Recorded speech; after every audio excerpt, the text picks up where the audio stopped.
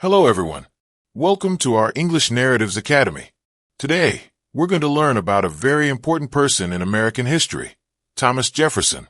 Thomas Jefferson was one of the people who helped create the United States. He wrote the Declaration of Independence, a very important document that said America wanted to be free. He was also the third president of the United States. Today, we will listen to Thomas Jefferson tell his life story. He will tell us his story in 10 chapters, 10 important parts of his life. We will learn about what he did and what he thought. And while we listen, you will practice your English listening skills and learn more about American history. You will get better at understanding English. Greetings, everyone. I am Thomas Jefferson, and I am here with you today in spirit to share the incredible story of my life. I will take you on a journey through 10 chapters, each one a special part of my story.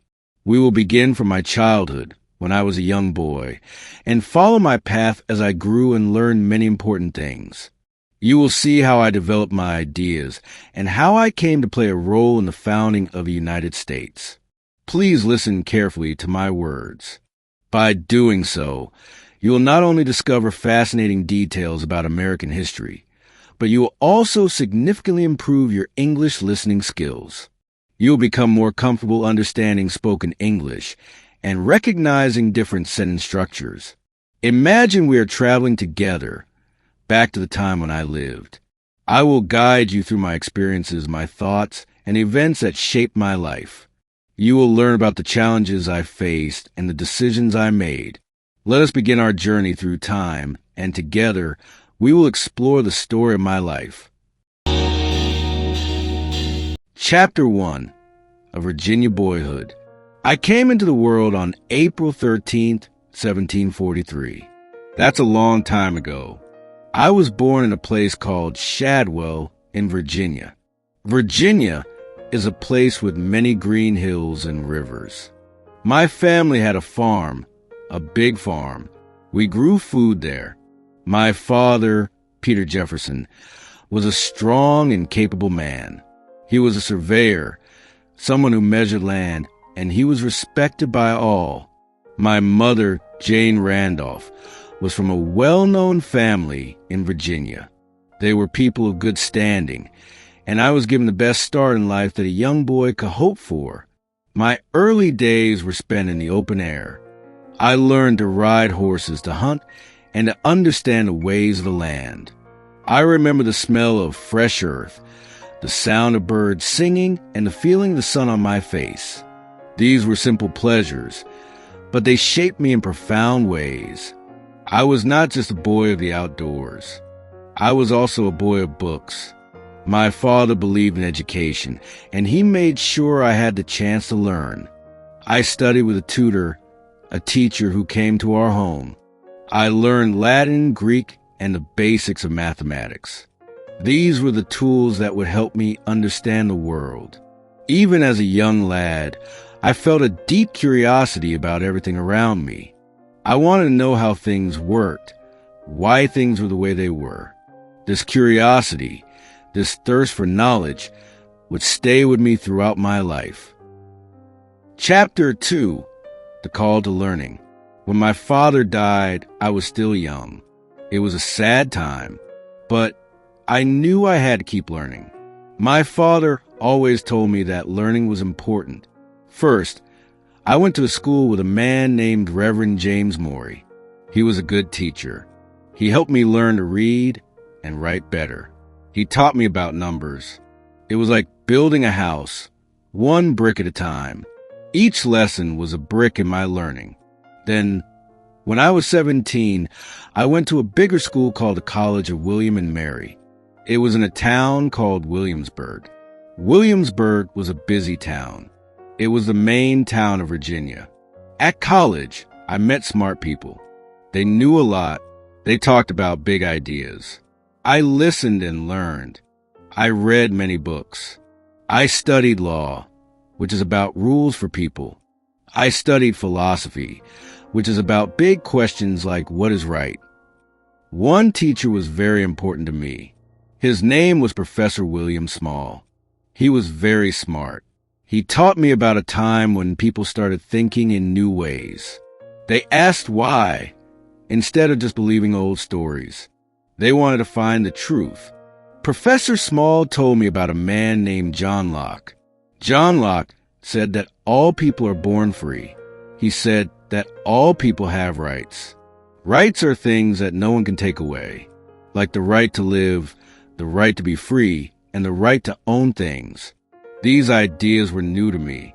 They were exciting. They made me think about government.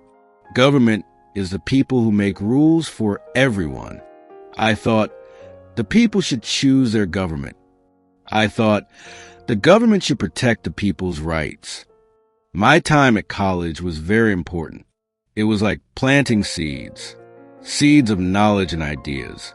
These seeds would grow and help me become the person I was meant to be. I learned that learning is like a journey that never ends. Every day, there is something new to learn and understand. And learning makes you stronger. It gives you power to make your life better. Chapter 3. A Young Lawyer and a Rising Voice. After I finished college, I became a lawyer. That means I help people with the law. I worked hard and read many law books. I learned the rules very well. I helped people with their problems. People thought I was a good lawyer. They said I was smart and fair. Fair means I treated everyone the same. I wanted to help people get what was right. But things were changing in America. The British king was making new rules for the American colonies. Colonies are like parts of a country far away. The king wanted more money, so he made new taxes. Many people in America were angry. They said the king's rules were not fair. They said the king was not listening to them. They said, no taxation without representation. This means we will not pay taxes if we cannot choose the people who make the rules. I agreed with them. I thought the king was wrong. I thought the people should have a say in how they were ruled. I started to write things down. I wrote small books called pamphlets. I wrote about the rights of the people. I said we should be free. I also talked to people. I told them we should stand up for our rights. I said we should not be afraid. People listened to me. They liked my ideas. Then, in 1769, something exciting happened. I was chosen to be a member of the Virginia House of Burgesses. That's a big name. It was like a group of leaders who made rules for Virginia. I was young, but I was ready. In the House of Burgesses, I talked to other leaders. We talked about the king's rules and about freedom. I learned a lot. I learned how to talk to people and how to argue. Argue means to give reasons why you think you are right. I felt like I was helping. I felt like I was making a difference. I was becoming a voice for the people, a voice for freedom. I was a young lawyer, but I was also a young leader. I learned that even a small voice, when it speaks the truth, can be heard, and that voice can help change the world. I learned that speaking up for what you believe in is important. Chapter 4. The Declaration of Independence. Things got much worse with Britain. We were fighting a war. It was the American Revolution. People were using guns and fighting battles. The leaders of the 13 colonies met in a place called Philadelphia. It was a big meeting called the Second Continental Congress. They talked a lot about what to do. They made a big decision. They decided we should be free. We should not be part of Britain anymore. They wanted to make a new, independent country. They needed a paper to say, "We are free." They asked me to write it. It was a very important job. I sat down and thought very hard. I wanted to write what everyone felt. I wanted to explain why we wanted to be free. I wrote, all people are born equal. This means everyone is the same. No one is better than anyone else. I wrote, people have rights. Rights are things that no one can take away. I wrote about 3 main rights: life, liberty, and the pursuit of happiness. Life means to live. Liberty means to be free. Happiness means to try to be happy. I said, "The king is wrong." I said, "He is not fair." I said, "We have tried to talk to him, but he does not listen." I said, "We must be free."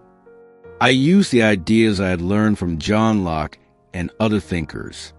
I put them into simple words that everyone could understand. The other leaders read my words. They liked them. They said, "Yes, this is what we feel." They signed the paper. It was called the Declaration of Independence. Independence means to be free. It was July 4th, 1776. A very important day. A birthday for America. A day we said, "We are free." That paper, the Declaration, was like a loud voice. A voice that said, "We are people. We are free people." And it was heard around the world. It was a very important moment, and I was very proud to have been a part of it. It was a very big step towards creating a country where all people had rights. Chapter 5, Governor of Virginia and Wartime Challenges. When we started fighting for our freedom, I became the governor of Virginia. That's like being the leader of the state. During a war, it was a very hard job. The British Army was coming. They wanted to take over Virginia. I had to stop them. That was my main job, to keep Virginia safe. I had to do many things. I needed to find soldiers. We needed people to fight. I had to find food and guns for them. We needed supplies to keep fighting. I also had to make sure the government kept working. That means making sure people had rules and order. It was a very stressful time. I worried a lot. It was like trying to keep a boat from sinking in a big storm. One time was very scary. The British Army came to Richmond. That's the main city of Virginia. A man named Benedict Arnold led them. He was helping the British. He used to be on our side, but then he changed. They came very fast. I had to leave Richmond. I had to run away. I didn't want to get caught by the British. That would have been very bad.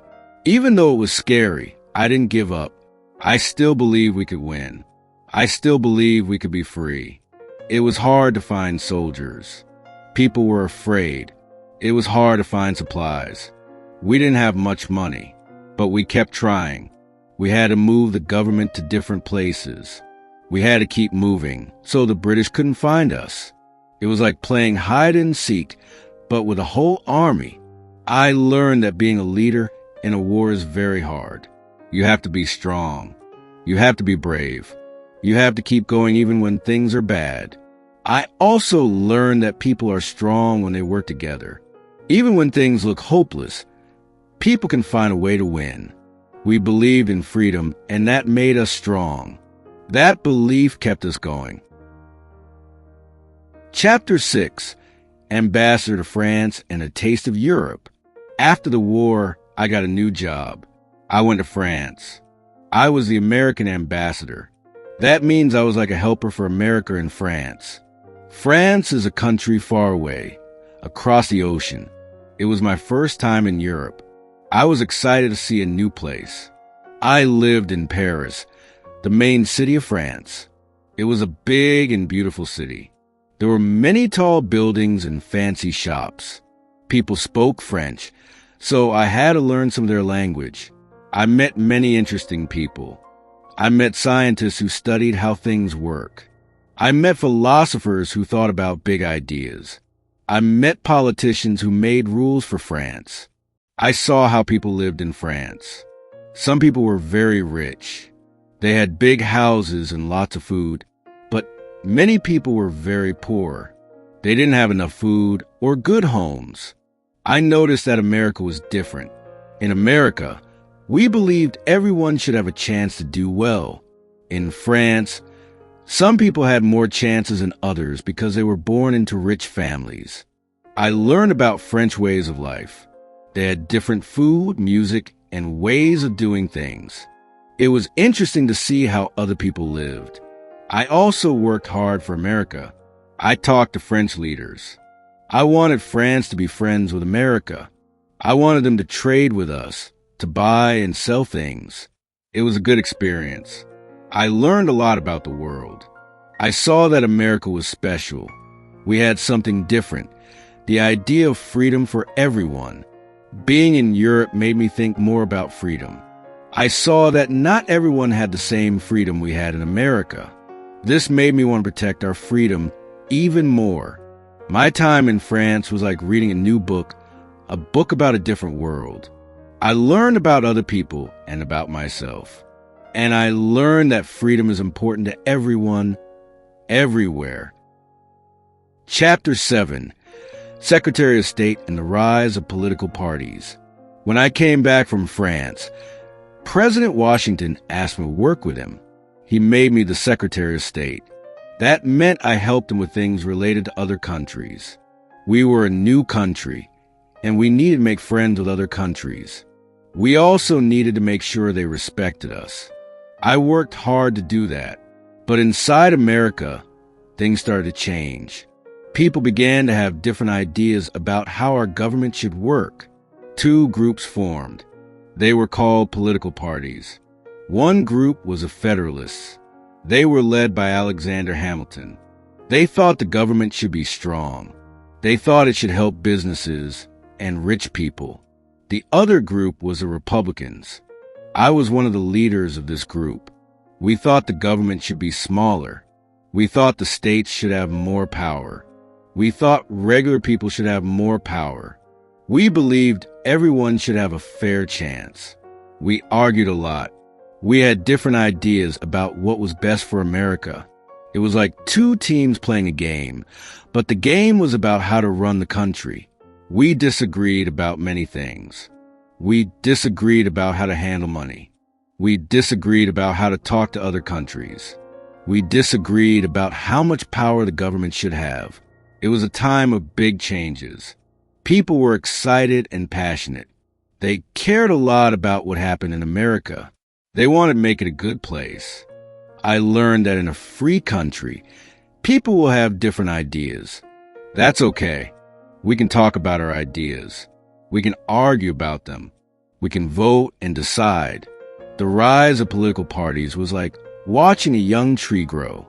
It was a little messy and confusing, but it was also exciting. It showed that America was becoming a real country, a place where people could choose their own path. We had to learn to work together. Even when we disagreed, we had to learn to respect each other. Even when we had different ideas, that was important for our new country. Chapter 8. The Presidency and the Louisiana Purchase. Later, people chose me to be the President of the United States. That's the biggest job in our country. I was very happy, but I knew it was a big responsibility. One of the most important things that happened when I was president was the Louisiana Purchase. That's a big name, but it was a very big deal. At that time, France owned a huge piece of land. It was called Louisiana. It was west of the United States. It was a very, very big area. The leader of France, Napoleon, needed money. He decided to sell Louisiana. We decided to buy it. It was a big decision, and we spent a lot of money. Why was it so important? Because it doubled the size of the United States. We got a lot of new land. Land for people to live on, land for people to farm. It was like opening a door to the western part of our country. People could move there and start new lives. It was a great chance for many people. We also sent people to explore the new land. Two brave men, Lewis and Clark, went on a long journey. They saw many new things. They met Native American tribes. They made maps of the new land. The Louisiana Purchase was like planting a seed for the future of America. It helped our country grow and become stronger. As president, I also wanted to make the government smaller. I believed the government should not have too much power. I wanted people to be free to make their own choices. I believed in simple living and hard work. I believed in the power of ordinary people. Being president was a big job. I tried to do what I thought was best for the country. I wanted to make America a place where everyone had a chance to succeed. And the Louisiana Purchase was a huge step toward that goal. It was a time of growth and change for America, and I was proud to be a part of it. Chapter 9, Personal Life, Relationships, and Family. My life wasn't just about politics and big decisions. It was also about the people I loved, my family and friends. They were very important to me. I married a wonderful woman named Martha. We were very happy together. We had 6 children. That made me very happy. Sadly, Martha died.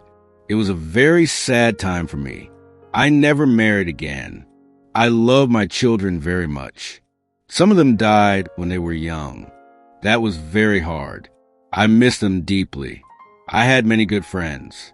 Friends are very important. They help you, they make you laugh, and they support you. I had friends like James Madison and James Monroe. We talked about many things.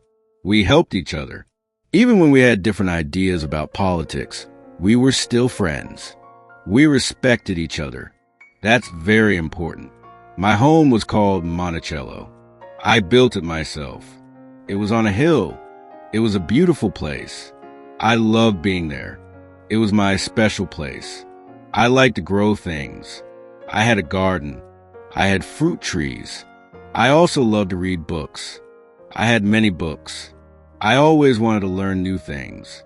Monticello was where I felt peaceful. It was where I spent time with my family and friends. We talked, we ate, we laughed. Family and friends are like a warm fire.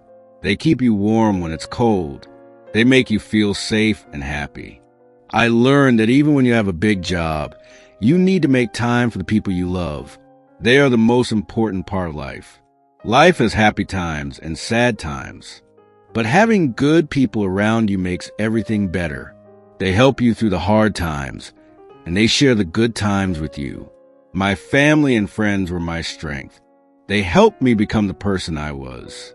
They made my life full and meaningful. They were the people that made my life worth living. Chapter 10, Reflection and Legacy. Now, as I think back on my life, I see all the things that happened. I think about the good times and the difficult times. I am thankful for everything. I helped start a new country. That was a big thing. I wrote the Declaration of Independence. That paper said that people should be free and that everyone is equal. We bought a large piece of land. That land became part of America. That land helped America grow bigger and stronger. I always believed in freedom. I believed in the power of the people. I believe that everyone should have a chance to do well in life. I hope that my ideas will continue to be important. I hope that people will always remember how important freedom is. I hope that people will always try to make the world a better place. I learned many things during my life. I learned that hard work is important. I learned that learning is important. I learned that having good friends and family is very important. I also learned that even one person can make a difference. Even a small person can have big ideas. Even a quiet voice can be heard. I hope that people will remember me as someone who loved his country, someone who believed in freedom, someone who tried to do his best to help others. I hope that people will read my words and think about my ideas. I hope that they will learn from my experiences. My life was like a long journey, a journey with many different paths and many lessons. And now, as my journey is ending, I hope that my story will inspire other people. I hope that it will show them that anything is possible if you work hard and believe in yourself. I hope that they will remember that the most important things in life are freedom, fairness, and the chance to find happiness. These are the things that make life good. These are the things that make America a great country. My legacy is not just about the big things I did. It is also about the small things, about how I lived my life, and about the ideas I believed in. And I hope that those ideas will continue to shine brightly for many years to come, and that people will continue to fight for them.